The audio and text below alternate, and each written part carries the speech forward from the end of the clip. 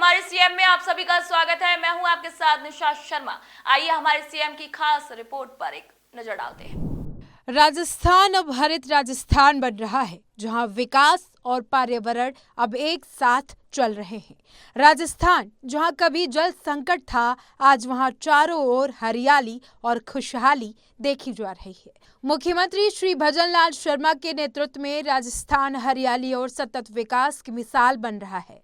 हरियालो राजस्थान, कर्मभूमि से मातृभूमि और वंदे गंगा जल संरक्षण जैसी अभियानों ने अब जन आंदोलन का रूप ले लिया है। साथ ही ग्रीन बजट और सौर ऊर्जा और जल संरक्षण जैसी नीतियां राजस्थान को लगातार विकसित बना रही हैं। राजस्थान की पहचान लंबे समय तक एक रेगिस्तानी और जल संकट ग्रस्त राज्य के तौर पर की गई, लेकिन अब इस छवि को बदलने का संकल्प मुख्यमंत्री श्री भजनलाल शर्मा ने लिया। उनके नेतृत्व में पर्यावरणीय चेतना केवल नीति तक सीमित नहीं रही, बल्कि जन आंदोलन बन गई है। हरियाली, जल संरक्षण, स्वच्छ ऊर्जा और सतत विकास अब राजस्थान की प्राथमिकताओं में शीर्ष पर है। भजनलाल सरकार ने 2025-26 के लिए प्रदेश का पहला ग्रीन बजट पेश कर एक ऐतिहासिक शुरुआत की। इस बजट में राज्य के कुल स्कीम खर्च का 11.34% यानी 27,854 करोड़ रुपए ग्रीन ग्रोथ से जुड़ी परियोजनाओं के लिए निर्धारित किए गए। सरकार का लक्ष्य है कि 2030 तक राज्य संयुक्त राष्ट्र के सस्टेनेबल डेवलपमेंट गोल्स को हासिल करे। इसके लिए जलवायु अनुकूल की 5 वर्षीय योजना तैयार की जा रही है और एक centre of excellence for climate change की स्थापना की जाएगी, जिसमें पर्यावरणीय शोध और नीति निर्माण को मजबूती मिलेगी। एक पेड़ मां के नाम अभियान से प्रेरणा लेते हुए राज्य सरकार ने हरियालो राजस्थान महाअभियान शुरू किया। पिछले मानसून में 7 करोड़ से अधिक पौधे लगाए जा चुके हैं और इस वर्ष 10 करोड़ पौधे लगाने का लक्ष्य निर्धारित किया गया है। यह अभियान केवल वृक्षारोपण तक सीमित नहीं है, बल्कि इसे एक भावनात्मक आंदोलन बना रही है। हर जिले में आमजन की भागीदारी से मातृ वन बनाए जा रहे हैं, जहां नागरिक अपने परिजनों की स्मृति में वृक्ष लगाकर पर्यावरण के प्रति अपनी जिम्मेदारी निभा रहे हैं। इस अभियान को डिजिटल रूप से ट्रैक करने के लिए हरियालो राजस्थान मोबाइल ऐप भी विकसित किया गया है। इसी प्रकार से हमारे पर्यावरण को सुधारने के लिए हमारे प्रधानमंत्री जी आह्वान किया है, एक पेड़ मां के नाम। वो अभियान लगातार चल रहा है। पिछली बार आपने देखा हमने 7 करोड़ पौधे लगाने का अभियान लिया था। उसमें हमने 7.5 करोड़ पौधे लगाए थे। 7 करोड़ पौधे का अभियान, इसमें 7.5 करोड़ पौधे लगाए थे। और अब की बार हमने 10 करोड़ पौधे लगाने का अभियान लिया है। लगातार वो हमारा अभियान चल रहा है। 5 साल में हमने 50 करोड़ पौधे का लक्ष्य लिया है। और आप देख रहे हैं कि लगातार राजस्थान के अंदर एक पेड़ मां के नाम यह अभियान हमारा चल रहा है। मैं आपसे आग्रह करना चाहता हूं, क्योंकि हम मां से सभी प्यार करते हैं। हर व्यक्ति मां के नाम पेड़ लगाए, और वो एक पेड़ नहीं, जहां भी जाए मां पेड़ एक अवश्य लगाए, जिससे हमारे पर्यावरण का सुधार भी होगा। और पर्यावरण का सुधार होगा तो बारिश भी लगातार इसी तरह से रहेगी। इसलिए मैं आपसे कहना चाहता हूं मित्रों, आप सभी को पता है 27 जुलाई को हरियाली तीज है। हरियाली तीज को हरियाली राजस्थान के रूप में हम मनाते हैं। उस दिन हमारा विशेष अभियान है कि राजस्थान के अंदर ज्यादा से ज्यादा पेड़ लगे, हमारा राजस्थान हरियाला राजस्थान बने। इसके लिए मैं आपसे आह्वान करना चाहता हूं, सभी माता बहनों से, सभी बुजुर्गों से, सभी युवाओं से, कि एक पेड़ मां के नाम अवश्य लगाएं। पेड़ लगाते हुए हमारे गांव को पूरी तरह से, हमारे गांव में पेड़ लगाएंगे तो हमारे गांव का पर्यावरण अच्छा रहेगा। क्योंकि मैं एक बात और कहना चाहता हूं, कई लोग हमारे देखते हैं, उन पर के पास गाड़ी है, गाड़ी होती है तो प्रदूषण भी होता है। मित्रों, हमें सभी को सोचना है कि जब हम प्रदूषण करते हैं तो पर्यावरण के लिए हमें काम करना चाहिए। हम ज्यादा से ज्यादा वृक्ष लगा करके राजस्थान के पर्यावरण को भी सुधारने का काम करेंगे। राजस्थान में सौर ऊर्जा के क्षेत्र में रिकॉर्ड प्रगति हुई है। भजनलाल सरकार के कार्यकाल में 1190 मेगावाट की क्षमता वाले 592 सौर संयंत्र लगाए गए। ये संयंत्र कुसुम योजना के तहत किसानों द्वारा स्वयं अथवा डेवलपर के साथ साझेदारी में स्थापित किए गए हैं, जिससे किसान अब अन्नदाता के साथ साथ ऊर्जादाता भी बन गए हैं।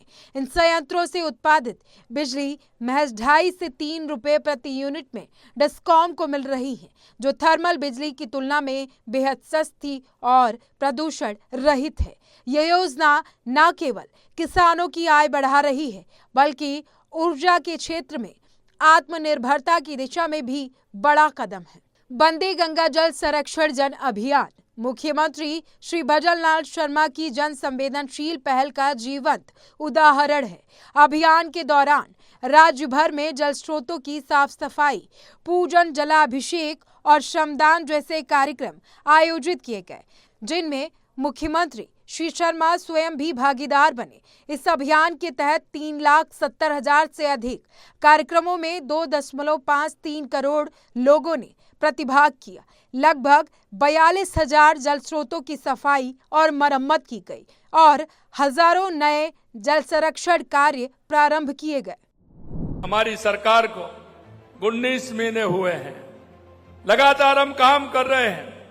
हमने पानी के क्षेत्र में काम किया, चाहे वो हमारी ERCP राम जल सेतु परियोजना हो, चाहे हमारे यमुना समझौता हो जिसकी DPR बन रही है, चाहे हमारा इंदिरा गांधी गंगा नहर हो जिसके लिए 4,000 करोड़ रुपए देकर के उसको भी हम कर रहे हैं। माई डैम की स्कीम हमारी चल रही है जिससे कि डूंगरपुर, बांसवाड़ा, उदयपुर को पानी मिले।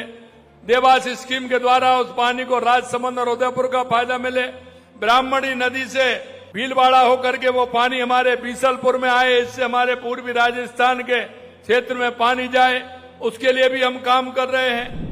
राजस्थान के परंपरागत जल स्रोतों की संस्कृति को पुनर्जीवित करने के लिए कर्मभूमि से मातृभूमि अभियान की शुरुआत की गई। ये पहल उन प्रवासी राजस्थानियों को उनके गांवों से जोड़ रही है जो देश विदेश में बस चुके हैं, लेकिन अपनी मातृभूमि के प्रति जुड़ाव बनाए रखना चाहते हैं।